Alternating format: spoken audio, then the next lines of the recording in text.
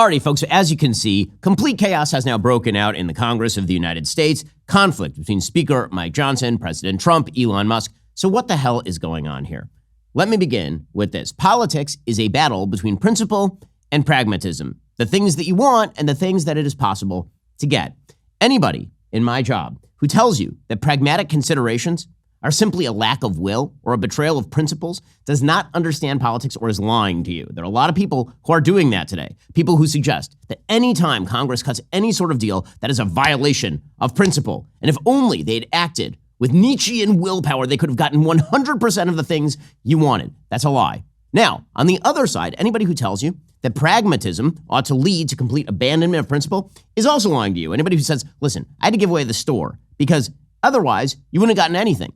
Those people are generally lying to you also. So the art of politics and the difficult thing about politics, elective politics, is finding the balance between what you want, principle, and what you can get, pragmatism. And that's what's happening in the House over the course of the last 48 hours. So right now, a continuing resolution is currently being considered. So what exactly is a continuing resolution? Basically, it's stopgap funding. Why? Well, because Congress is unable to pass a real budget with Chuck Schumer as the head of the Senate and with a very, very slim House majority for the Republicans. And remember, Joe Biden is still technically the president. One of the things that I've been enjoying is the entire media suggesting that actually Elon Musk is the president. So they are off by, what, 2 orders of magnitude? So Joe Biden's the actual president. Trump isn't the president yet. And then they say Trump isn't the president. Elon is the president. Okay, right now, the actual president of the United States is the senile dotard who Democrats refused to oust as the actual president, despite the fact he doesn't have a working brain. But that dude can still stand in the way of anything Republicans pass in the House, and he can veto legislation if he doesn't like it. That is still a thing he can do. So what is the actual position right now with regard to the continuing resolution? Well, the Wall Street Journal editorial board suggests, correctly, in lieu of passing a real budget, the House and Senate have agreed on another continuing resolution, or a CR, that will extend through March 14th in the new year. The only virtue here is the government won't shut down if the continuing resolution passes, and it will give the new GOP Congress a chance to use budget rules to pass a reconciliation bill next year with 51 Senate votes, which means Chuck Schumer won't be able to extort more spending if Republicans want at least some of their priorities to pass. But Schumer is going out with a CR bang, and the GOP is once again forced to take it. Some Republicans want to blame Speaker Johnson for getting too little in exchange, but as long as they refuse to vote for a continuing resolution, then the Speaker is going to have to go to Democrats in order to pass a continuing resolution, or you get a government shutdown. And this is how Schumer likes it. The GOP House actually passed nearly half of all of their appropriations bills this year. Susan Collins and Patty Murray passed almost all the Senate bills through the Appropriations Committee, and then Schumer refused to bring all that to the floor because he likes these giant omnibus crammed down packages. That's how you end up with these giant omnibus packages. Now, what is actually in this package? Well, yes, a bunch of pork. So they could have passed a clean CR, a clean continuing resolution, which just continues the discretionary spending at prior levels, basically up until Donald Trump takes office. It gotten us through the next few weeks. That's what they could have done. They didn't do that. Instead, they decided that they were going to load in a bunch of stuff, including about $100 billion for disaster relief funds, which is overkill, and $10 billion in farm pork. And by the way, this is something that many Republicans wanted, was this farm pork bill, including Donald Trump, J.D. Vance. They both wanted that farm bill spending in there. So we should point out at this point the conflicting interests between the parties who are involved in this negotiation. Donald Trump's mandate is to do things. He wants to clear the decks before he becomes president of the United States. So he would like a few things. He would like, for example, the debt ceiling increased. So that way he can actually spend more money. And in the way that the government calculates things, tax cuts are spending money, which of course is really silly, but that is how things are done in terms of congressional appropriations and ability to take out additional debt and all the rest. So Trump would love to enter office with all of the spending off the books for him so he doesn't get blamed for it, and also an increase in the debt ceiling.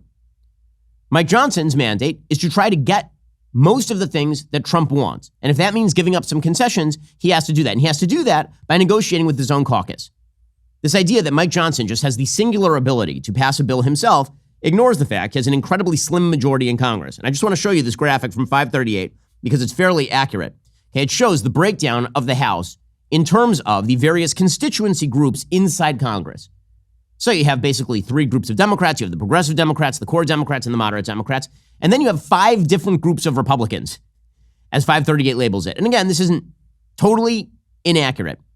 Moderate Republicans, there are about 39 of them. These would be people in purple districts who tend to vote for bigger spending and who also tend to vote for lax social policy, for example, or might be squishers on the border. Those are moderate Republicans, and there are 39 of them.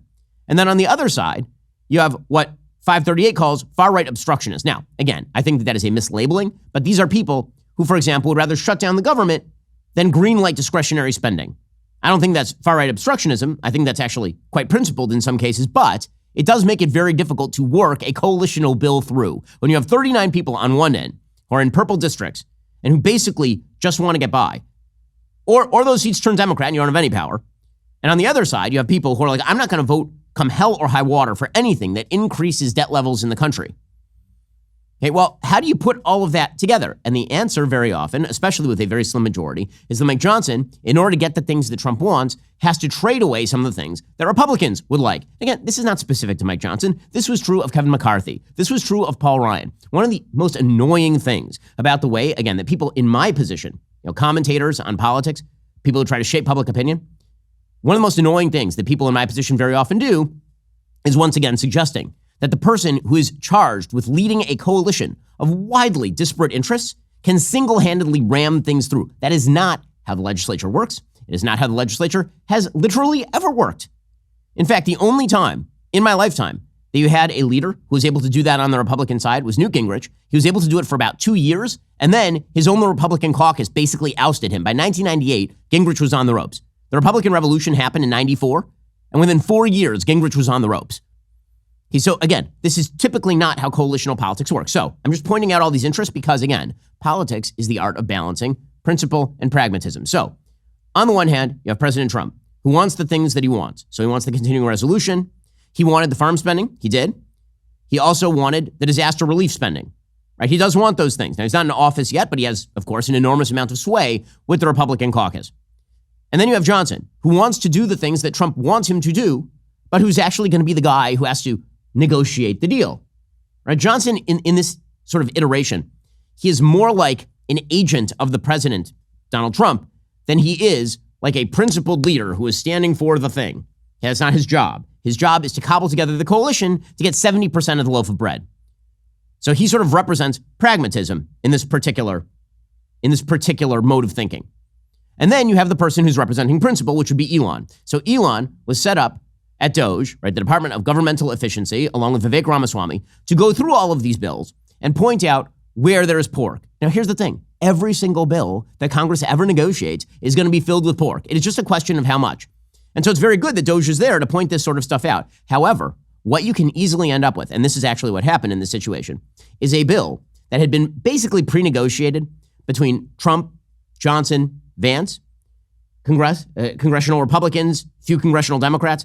Everybody knows what's in it. Everybody knows there's a bunch of crap in it because, again, to get 70% of the loaf means 30% excrement. And again, this is not a defense of the bill. I would not vote for this bill were I in Congress because I'd probably be labeled one of the far-right obstructionists by 538. I would look at this bill. I wouldn't want the farm spending. I don't like farm subsidies. I think they are a waste of money, and I think they make industry significantly less competitive and efficient. I would not vote for a giant disaster relief package because, frankly, I think that much of the disaster relief stuff should be done at the state level. I, for example, don't see why California needs to subsidize Florida or Florida subsidize California. You know who agrees with me? Florida Governor Ron DeSantis. And our home state here in Florida has been hit with a multiplicity of hurricanes over the last couple of years. And so I wouldn't vote for this package. I think it's a bad bill. But let's be clear about what happened here. The bill was pre-cleared and pre-negotiated between the White House and Congress. And then Elon, whose job it is to go out and say the principle, came along and said the principle and created all sorts of backlash. And that backlash has been directed at Mike Johnson. But that, I think, again, is a misdirection of the backlash. This is all a complicated negotiation that happens when you have disparate interests involved. And so, again, a lot of the heat has been brought to Johnson. I'm just telling you. You can yell at Mike Johnson. It's fine. He's a politician. He's used to taking it. He's the one who took the Speaker of the House position, which is legitimately the worst position in American government. I'm just going to tell you right now, the same thing that I've said about Johnson and McCarthy and Paul Ryan and John Boehner going back years and years and years and years, which is anybody who tells you that any of these leaders has the capacity to single-handedly ram through all of the things you want without giving up any of the things you don't want, Those people are lying to you. If somebody ever tells you that the real problem in politics is just that no one has principles, that's a bit of a fib. But you know what else is a fib? Imported meat in your fridge. It's a fib. Because, let's be real, it ain't great. The grocery store does it to you every day. This year, Good Ranchers is here to make sure you receive the gift of meat you can trust. During Good Ranchers holiday special, you can subscribe to any box of their 100% American meat and wild-caught seafood and get a free gift of chicken breast, salmon, bacon, or ground beef for a year, plus $25 off with my code Shapiro. By shopping Good Ranchers, you're directly supporting local farms and ranches in the United States and skipping the chaos and imported meat of the grocery store. Good Ranchers delivers high-quality, 100% American meat straight to your door, so you can celebrate what matters most this holiday season, time with the people you love. Treat yourself this season. You should also check out their new gifting page, because what's the one gift nobody has ever turned down? A high-quality steak, of course. This year, give something that's a cut above the rest with GoodRanchers.com. From burgers and ribeyes to surf and turf, and even a box full of tender fillets, Good Ranchers has a gift box for everyone on your list. It's delivered right to their door. No hassle, no stress, and satisfaction guaranteed. Good Ranchers makes gifting effortless and unforgettable. Remember, visit GoodRanchers.com, use my code Shapiro to claim your free gift in every box and $25 off. Good Ranchers can't save you from coal in your stocking, but they are here to save your plate from imported meat. If food you can trust this holiday season matters to you, put the car keys down, don't go to the grocery store, go to GoodRanchers.com, use code Shapiro today for meat you can trust, free cut of your choice for a year, and $25 off. GoodRanchers.com, American meat delivered. Also, let's talk about the holidays, the heart of family traditions. You know, the precious moments of being together, whether you're decorating the tree, lighting a menorah, just sharing a meal. These traditions matter. Have you thought about what happens to your family's traditions when you die? I know, it got rough there for a second, but that's exactly why you need to protect your family's future and peace of mind with Policy Genius. With Policy Genius, you can find life insurance policies starting at just $292 per year for $1 million in coverage. Some options are 100% online and let you avoid unnecessary medical exams. Policy Genius makes finding and buying life insurance simple. They give your loved ones a financial safety net they can use to cover debts and routine expenses, or even invest that money to earn interest over time. Their digital tools let you compare quotes from America's top insurers side by side for free, no hidden fees. Their licensed support team is there to help you get exactly what you need. They answer questions, handle paperwork, advocate for you throughout the entire process. Even if you already have life insurance through work, it might not protect all your family's needs, and it probably won't follow you if you leave your job.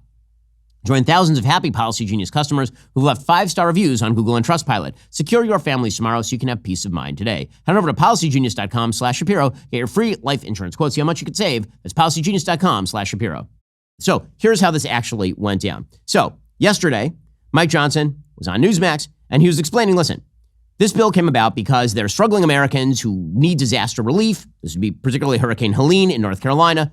There are also farmers who require subsidies. Again, these are things that the Trump administration, the Trump team would like to see. Okay, here he was explaining. This was the conservative play call. We don't normally like what's called a continuing resolution, a CR, but in this case it makes sense because if we push it into the first quarter of next year, then we have a Republican-controlled Congress and President Donald J. Trump back in the White House will be able to have more say over the funding decisions for 2025. Now, that would have been an easier thing to do, but then we had circumstances outside of our control. We had these emergencies that are required. So we had, as you know, a record hurricane season. We had Helene and Milton, and they just did massive destruction across our red states, frankly, in the southeast and the eastern side of the country. And then we've had farmers who are in jeopardy of permanently going under. They've had 3 lost years in a row because of Bidenomics and inflation and other circumstances outside of their control. And so when you cobble those two things together, there's a desperate need for that aid, and that's what adds another $100+ billion to the bill, and that's why everybody's uncomfortable with it. I am too. We have a massive deficit and debt problem, of course, in this country.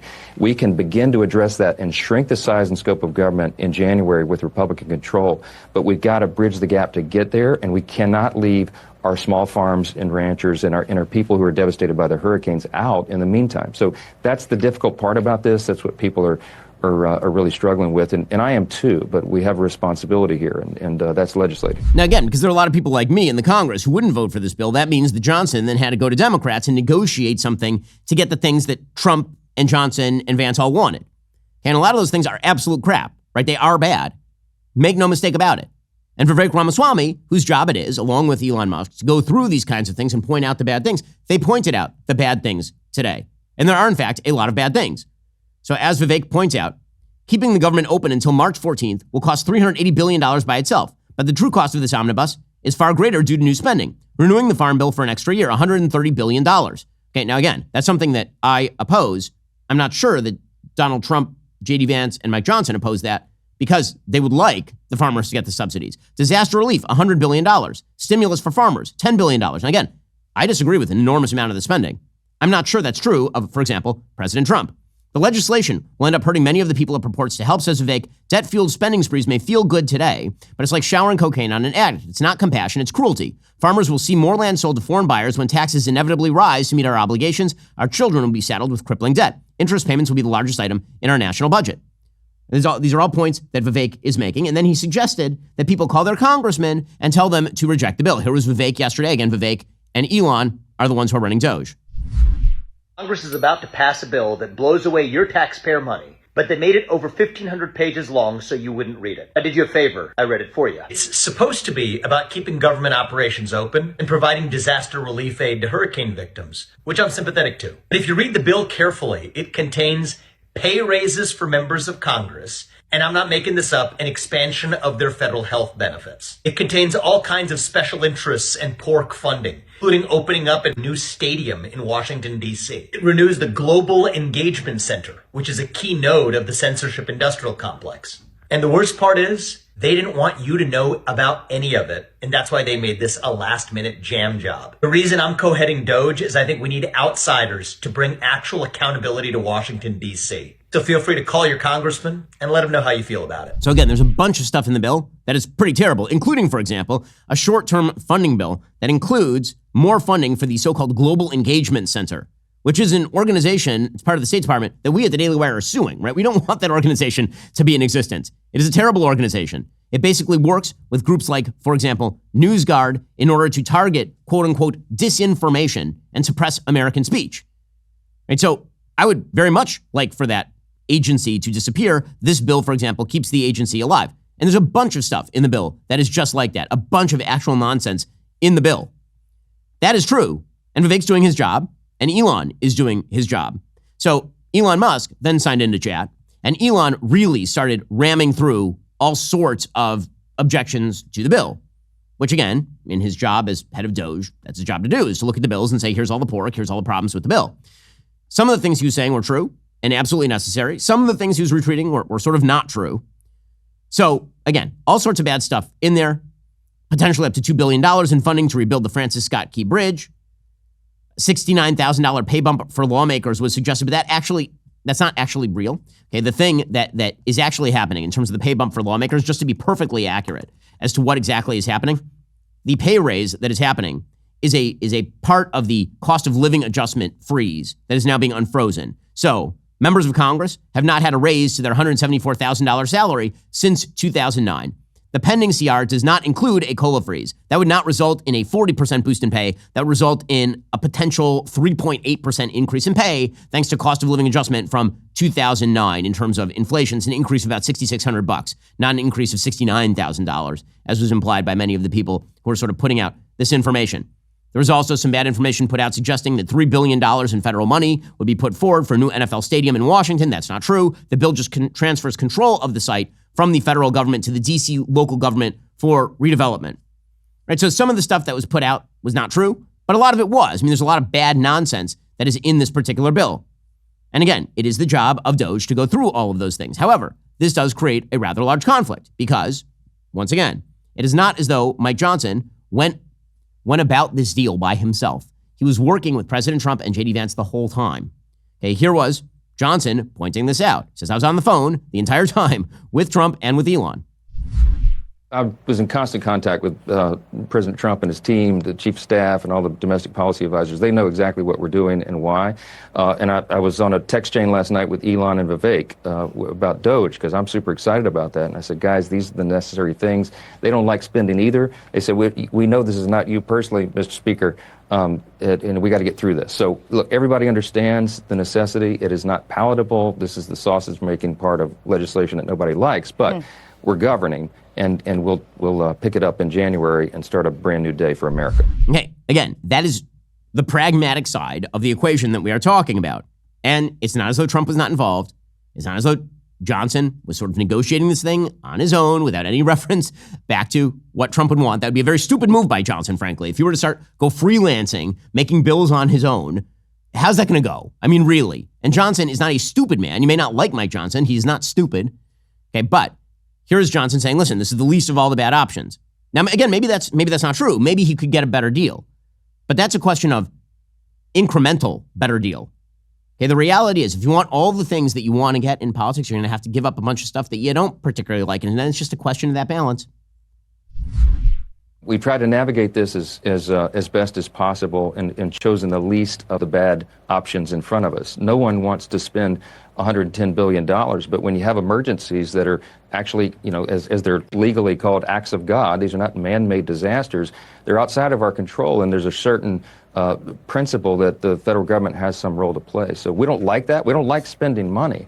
But in a case like this, to be frank, it would be the red states that are left out. It would be the rural areas. Democrats don't have a big priority on the agriculture community because they don't have that in their districts. These are Republican states and Republican districts, and we would be derelict in our duty if we didn't take care of them. So that's the part of this that is uncomfortable for people. We don't like spending money, but we have to do it responsibly. Okay, so Elon, of course, then saw the bill, and he had been apprised of the fact that a compromise had to be made, but he didn't like the actual compromise that was made. So he started rage tweeting about this yesterday. And again, I agree with a huge number of his criticisms. He called the bill criminal, an insane crime against the American people, an outrage, terrible, and madness. I should point out at this point that for all the talk about the overspending in this particular CR, literally yesterday, the same day that this happened, the Senate passed a bill that's going to cost way more money than anything that we are talking about right now. A Social Security bill passed the Senate that effectively pays more to public sector employees for Social Security that they wouldn't have got anyway.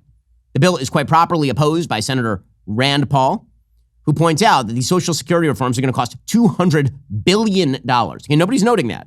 And this is part of the problem with sort of the Eye of Sauron approach to federal debt and federal spending, is that you kind of sporadically get interested in the thing that's on the table. But in the meantime, something is happening in the back room that is really, really much worse. Okay, the reality is that the systemic drivers of debt in the United States of America are Medicare, Medicaid, Social Security, and all the discretionary welfare programs attached to them. And those are precisely the things that the Trump administration is very unlikely to tackle. So some of this is just arguing over incremental differences in the national debt without touching the actual substructure that drives the national debt. Again, that's not to say we shouldn't talk about discretionary spending. We absolutely should. It is just worth pointing out that there's sort of a whack-a-mole approach being taken to the national debt in all this. Now, folks, if it feels like the government spends with one hand and then stops the spending with the other, that's because there's a lot of dishonesty constantly happening. That's also true with your rent. Ever feel like you're stuck in this loop of rent payments, just watching your money vanish into thin air, like you are as a taxpayer? I know we've all been there, writing those big checks every month, wondering if there's a better way. Well, there is. It's time to turn that rent game around and start earning some serious rewards. That's where Built Rewards comes in. Built is breaking ground as a neighborhood rewards program that hooks you up with points on your rent. Every month, pay your rent, watch the Built points roll in. Use points to jet off on a dream vacation. Put your points toward a flight or a hotel stay with 500 plus airlines and 700,000 plus hotels and properties. You can also use your points to book fitness studio classes, redeem them toward a future rent payment. They're designed to meet your lifestyle. Pay rent hassle-free through the Built Rewards app. Your rent game just got a big upgrade. Built points have been consistently ranked the highest value point currency by the Points Guy and Bankrate. Earn points by paying rent right now when you go to joinbuilt.com/Ben. That's JOINBILT.com/Ben. Make sure to use our URL so they know we sent you. Join built.com/Ben to start earning points with your rent payments today. Again, that's joinbuilt.com/Ben. That's JOINBILT.com/Ben. Also, this election season, I visited 6 different states between campaign stops, media hits, and other podcasts, our very own election coverage in Nashville. I was on the go all the time. Somewhere between all that travel, I needed to maintain my health, hit the gym, and spend time with my family. When I was younger, I used to think I could just power through on pure conservative willpower and caffeine.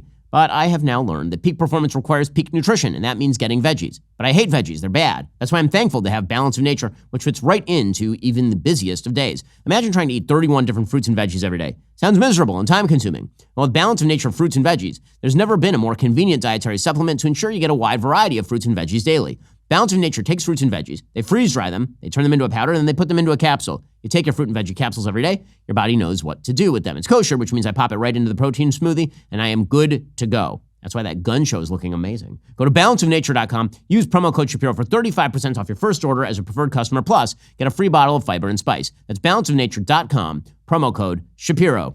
Okay, so Elon goes off on this. Elon suggests he is going to fund a primary for anyone who votes in favor of this bill. Okay, and as soon as that happens, Trump and Vance, President Trump and Vice President Vance, who, again, were part of the negotiation. It's not as though they were absent from all of this talk. They signed into the chat and they started to saw off the limb behind Speaker Johnson. So they put out a statement that said, quote, "The most foolish and inept thing ever done by congressional Republicans was allowing our country to hit the debt ceiling in 2025. It was a mistake and is now something that must be addressed. Meanwhile, Congress is considering a spending bill that would give sweetheart provisions for government censors and for Liz Cheney. The bill would make it easier to hide the records of the corrupt January 6th committee, which accomplished nothing for the American people and hid security failures that happened that day. This bill would also give Congress a pay increase while many Americans are struggling this Christmas. Increasing the debt ceiling is not great, but we'd rather do it on Biden's watch. If Democrats won't cooperate on the debt ceiling now, what makes anyone think they would do it in June during our administration? Let's have this debate now, and we should pass a streamlined spending bill that doesn't give Chuck Schumer and Democrats everything they want. Republicans want to support our farmers, pay for disaster relief, and set our country up for success in 2025. The only way to do that is with a temporary funding bill without Democrat giveaways combined with an increase in the debt ceiling. Anything else is a betrayal of our country. Republicans must get smart and tough. If Democrats threaten to shut down the government unless we give them everything they want, call their bluff. It is Schumer and Biden who are holding up aid to our farmers and disaster relief. This chaos would not be happening if we had a real president. We will in 32 days. That is a statement that is pointed out jointly by President Trump and Vice President Vance. Okay, so the options that are basically left on the table are these. One, what they probably should have done in the first place, a clean continuing resolution without the farm bill, without the disaster aid. Just put that forward, get through the first few weeks of the new year. Trump's president, you have a Republican Congress, you have a Republican Senate, and now you can actually have an honest conversation about how Republicans should vote. Remember, right now, Chuck Schumer is still in charge of the Senate, and Joe Biden is still the president of the United States. But, again, it turns out that Trump, Vance, and Johnson don't actually want a clean continuing resolution. So President Trump put out a statement yesterday, quote, "If Republicans try to pass a clean continuing resolution without all of the Democrat bells and whistles that will be so destructive to the country, all it will do after January 20th is bring the mess of the debt limit into the Trump administration rather than allowing it to take place in the Biden administration. Any Republican that would be so stupid as to do this should and will be primaried. Everything should be done and fully negotiated prior to my taking office on January 20th, 2025. So now Trump and Vance are adding a new wrinkle. They don't just want to pass the clean CR. They also want to pass an increase in the debt ceiling. Okay, the debt ceiling is what allows the government, gives permission to the executive branch to go and take out more debt. We have this debate every year, every 6 months in the Congress, the increase in the debt ceiling, and usually that is used as a lever to get the government to spend less money by Republicans. President Trump put out a statement saying, quote, "Sounds like the ridiculous and extraordinarily expensive continuing resolution plus is dying fast. But can anyone imagine it passing without either terminating or extending the debt ceiling guillotine coming up in June? Unless the Democrats terminate or substantially extend debt ceiling now, I will fight till the end. This is a nasty trap set in place by the radical left Democrats. They're looking to embarrass us in June when it comes up for a vote. The people that extended it from September 28th to June 1st should be ashamed of themselves. It was political malpractice. Also, the Communist Global Engagement Center, a project of crooked Hillary Clinton, should not in any way, shape, or form be extended, and the shielding of the very corrupt J6 Unselect Committee of Political Losers and Thugs would be suicidal for any Republican approving it. Likewise, this is not a good time for Congress to be asking for pay increases. Hopefully, you'll be entitled to such an increase in the near future when we make America great again." Okay, so what exactly does all that mean? It means that now they are no longer asking just for a clean CR, which again would have been the best plan. Just get for a few more weeks of spending. That's it. Get Trump in office, get the Republicans in office, and then negotiate all this stuff out. President Trump would love for the debt ceiling to go away. So when he comes into office, Republicans can pass the new tax bill, for example, or pass a border bill without having to worry about the debt ceiling. So the question is this: how? Again, this is where the principle and the pragmatism meet. How? How do you get all those things? So the only way you're going to get all those things is by, wait for it, giving concessions to Democrats, because Republicans do not run the Senate. Because Republicans probably don't have enough votes in the House to get something like that across the finish line. There are a lot of Republicans who don't want to increase the debt ceiling and sort of sign a blank check. Why exactly would Democrats vote to increase the debt ceiling to help Republicans in the future? That doesn't make any sense. They're not going to do that. This idea that Democrats are desperate to increase the debt ceiling on behalf of Trump and the Republicans taking office, that is not how politics works. And Democrats are already pointing this out. So, for example, Chris Murphy, the execrable senator from Connecticut, Democrat, he put out a statement, quote, "Remember what this is all about. Trump wants Democrats to agree to raise the debt ceiling so he can pass his massive corporate and billionaire tax cut without a problem. Shorter version, tax cut for billionaires or the government shuts down for Christmas." So Democrats are now opposing a clean continuing resolution. House Minority Leader Hakeem Jeffries suggested Wednesday Democrats will oppose any federal spending bill that strays from the deal that was announced the day before because they understand that they sort of have Republicans boxed in. Politically speaking, what they believe is that if the government shuts down, Republicans will be blamed. Why? Because Republicans were perfectly willing to back the bipartisan deal until Elon Musk pointed out the flaws in the deal. And then Donald Trump and J.D. Vance didn't like the public blowback on the deal and decided to walk back the deal. And so Democrats are like, why would we help you out? What exactly would be the purpose? So if there is a government shutdown, who will be blamed is sort of the question. I think that on the right side of the aisle, there's a generalized perception that the left will be blamed. That if Republicans, for example, pass a continuing resolution and still somehow are able to pass an increase in the debt ceiling, and then Democrats refuse all those things, Democrats will be blamed for the continuing resolution's failure. Democrats will be blamed for the ensuing partial government shutdown. Again, government shutdown in the end of the world. We've done it before. It's not that big a deal. When I say it's not that big a deal, it is for the people who are furloughed, but typically they don't last all of that long. And also, all of these sort of essential services, meaning Social Security checks, for example, those continue to go out on time. So what would the actual political result of this be? Well, it would be a battle that President Trump would have to inherit immediately on taking office. The next month, because it's still a month until he's president, the next month would be taken up with conversation in the media about why is the government shut down? Why didn't Donald Trump just let the Republicans pass the continuing resolution? Why are government workers not getting paid for Christmas? And all the rest. And maybe that makes no difference. Maybe it turns out that Trump comes into office, passes some funding, and everything is hunky-dory. Okay, great. But that is the risk. And so understanding that risk is, again, a question of pragmatism versus actual principle. What does that risk look like? But if President Trump is counting on Democrats to vote for an increase in the debt ceiling and Joe Biden to sign that in order to help him in his first year, I don't think that's going to happen. So how far are Republicans going to take it? And then, really, how far is Trump going to take it and own it? Right? How far will President Trump and J.D. Vance and Elon Musk take it and say, yes, we're the ones who said no to this bill because we thought that the extra pork was not worth the squeeze? Right? That's always how these government shutdown battles go. They rarely result in exactly what Republicans would like them to result in. And the question of who receives the blame, maybe it doesn't matter to Republicans, but in a very closely divided Congress, where you have a bunch of members who are fighting for their seats. Remember, Republicans are almost certainly going to lose seats in the Congress in 2026, which means they lose the majority in 2026. So there are a lot of Republican Congress people who are fighting for their seats who might not go along with any of this because, frankly, they don't want to be out of their jobs. These are the complex dynamics of the politics. Again, Democrats, I don't think are going to save Republicans from this one. Democrat Jasmine Crockett, who is quite a terrible congresswoman, she's reveling in the Republican dysfunction. What is happening in the House of Representatives? This was supposed to be just, a pro forma exercise. They're going to pass this year, and it has turned into an utter debacle with people openly calling for Speaker Johnson to be thrown out of the Speaker's office. How are Democrats looking at this? Listen, we're looking at this like this is their problem. We have seen this play out over and over in the entire 2 years that I've been in Congress. We know that they had a problem picking a speaker when I first got to Congress. And I thought since they held on to the speaker a little bit longer than they held on to McCarthy, that I could go into January knowing that Mike Johnson would be the speaker. But now they're calling for his ouster. And remember, this is not like one of the most senior members, right? So basically, he had not burned enough bridges. And so they had to go way, way down in seniority to find someone that they could come to a consensus on. We have seen this over and over, and I'm just going to sit back and sip my tea and wait on them to figure it out.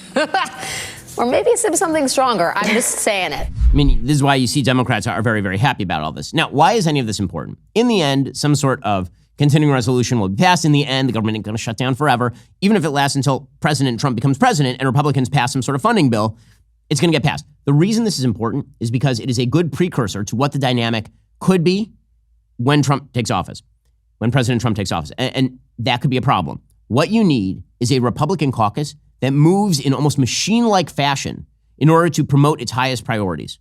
Right? They actually need to stick together, for example. And that does mean that if Doge is making points from the outside and putting public pressure from the outside, it has to be on particular members on particular issues, not just shooting down pre-written legislation. It depends. I mean, if Doge is truly sort of an independent body who's going to be calling out everything, then maybe that's their job. But that means that President Trump and J.D. Vance and team might have to push back against Doge from time to time. That may not be the dynamic that they're looking for. Right? If you want President Trump's priorities to pass, there is going to be some stuff that you don't like because that is the necessity of pragmatic politics. That is the reality. And so the kind of dream of everybody being on the same page, that is not how incentive structures work. In just 1 second, we'll get to the people who I think are fibbing about some of this. First, let's talk about something that affects all of us responsible, hardworking Americans. Taxes. The October 15th deadline has passed. Are you prepared for what's coming? Do you owe back taxes? Are your tax returns still unfiled? Did you miss the deadline to file for an extension? Well, now that October 15th is behind us, the IRS may be ramping up enforcement. Let me tell you, they do not play around. You could face wage garnishments, frozen bank accounts, even property seizures if you haven't taken action yet. There's good news. There's still hope. Tax Network USA has been in the game for years. They know exactly how to navigate the complex world of tax law. They've helped taxpayers save over $1 billion in tax debt. They've filed over 10,000 tax returns. That's billion with a B, folks. They specialize in helping hardworking Americans like you reduce their tax burden. So don't let the IRS catch you off guard. Get ahead of this right now with Tax Network USA. Their team of professionals will work tirelessly to protect your assets and find the best solution for your unique situation. Here's what you need to do. For a complimentary consultation, call today 1-800-958-1000 or visit their website at tnusa.com/Shapiro. That's 1-800-958-1000 or visit tnusa.com/Shapiro today. Don't let the IRS take advantage. You get the help you need with Tax Network USA. Also, tonight is the night. Turning Point's annual America Fest kicks off live from Phoenix, 6 p.m. Central at Daily Wire Plus. Join me, along with Matt Walsh, Michael Knowles, and many more as the full power of the conservative media joins forces for 4 unbelievable days. You can watch every minute live on Daily Wire Plus. If you're not a Daily Wire Plus member, now would be the time to join. Get 6 months of Daily Wire Plus for free when you purchase an annual membership.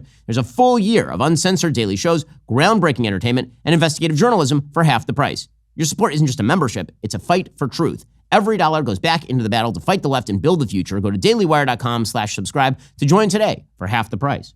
Now, again, there are a lot of people in my position in conservative media or in politics who I think that there's always an interest in telling the public that if everyone were just more pure, that if Mike Johnson were just a stronger person, then you would have gotten everything you could possibly want.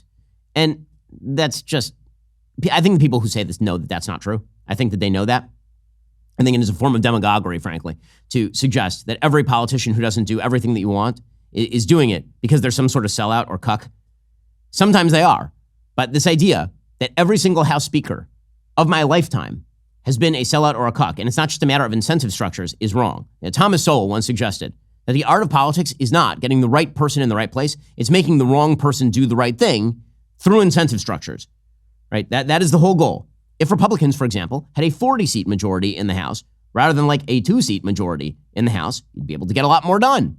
If Republicans were not on the verge of losing the House in 2026, you'd be able to get a lot more done.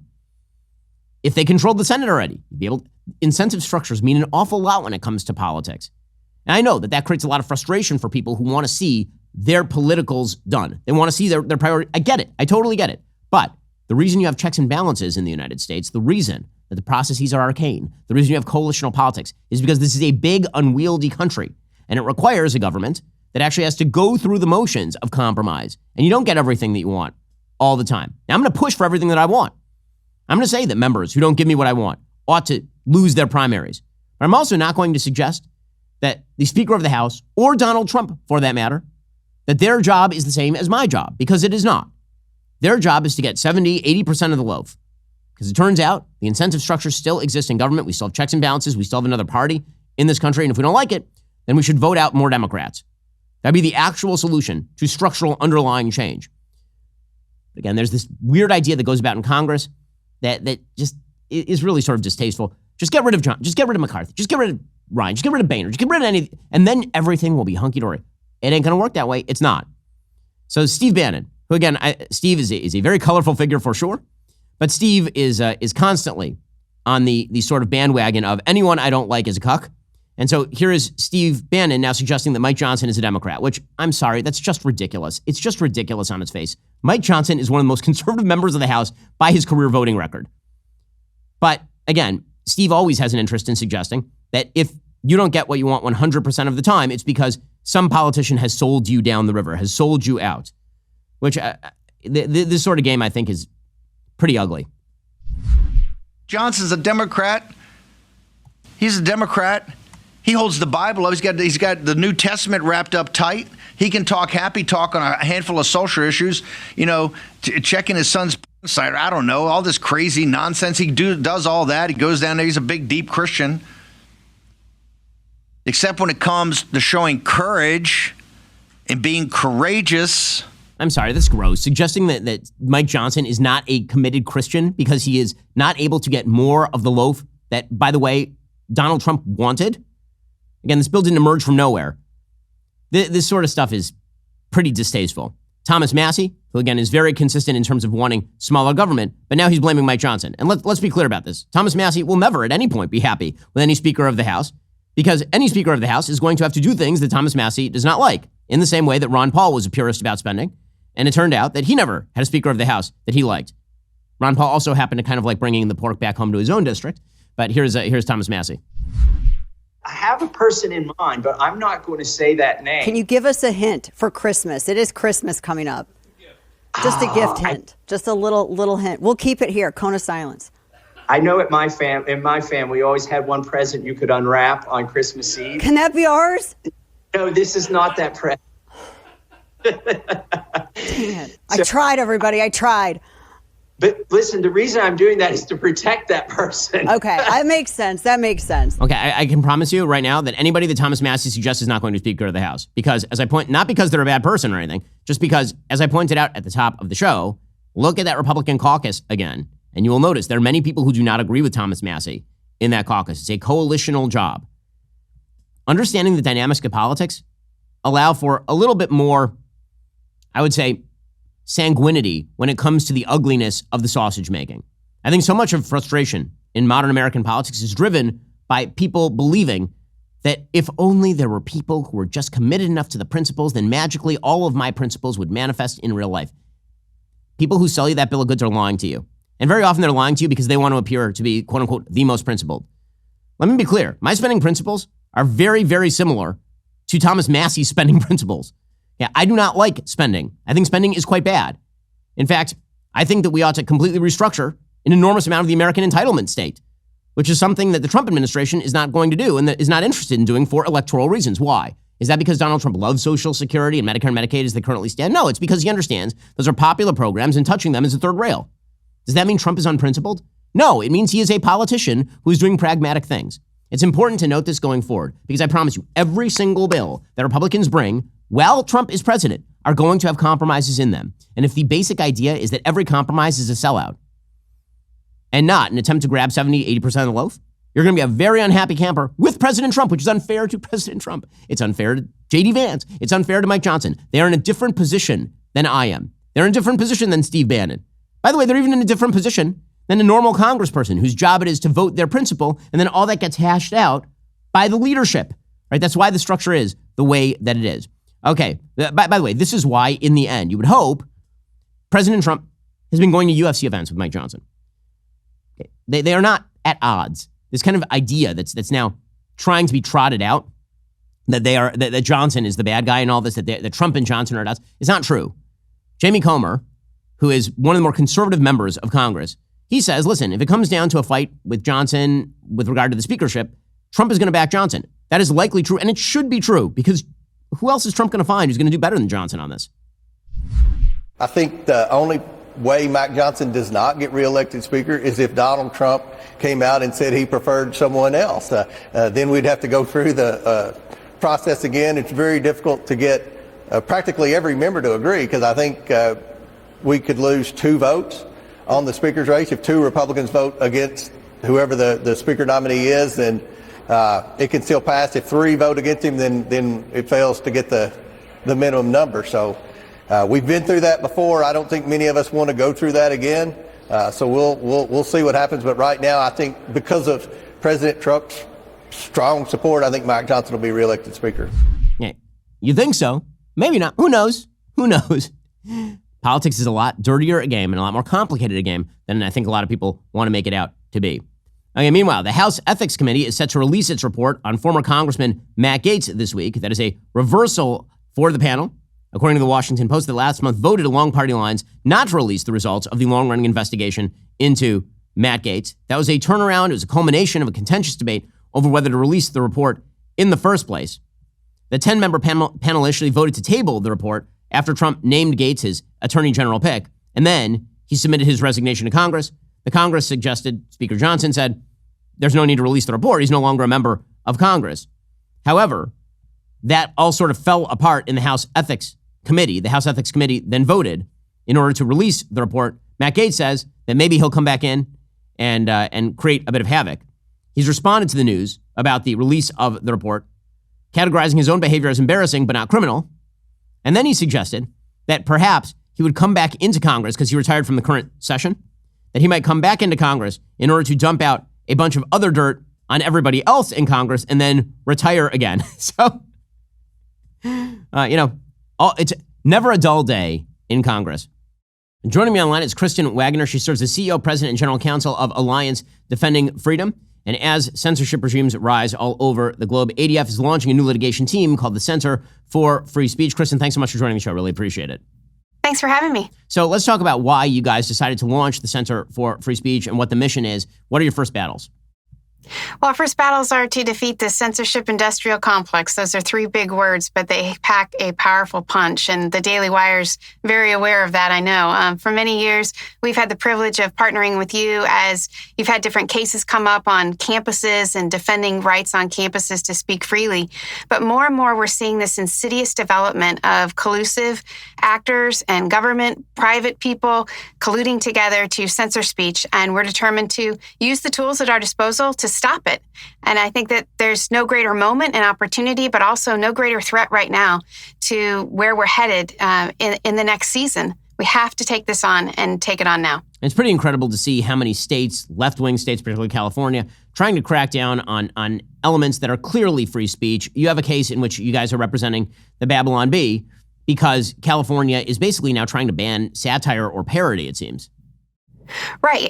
And these are tools that we haven't seen states necessarily use in the past as such overt censorship. So we have three cases right now that the center's already started on, which include laws that are trying to stop satire and parody like the Babylon Bee, but also even large platforms that are essentially turned into snitches on those who would post content that the government might disapprove of.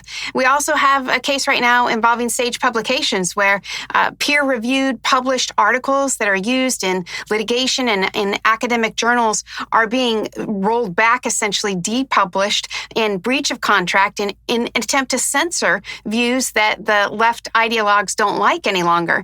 In this particular case, the case involves chemical abortion drugs, and it happened during the chemical abortion cases.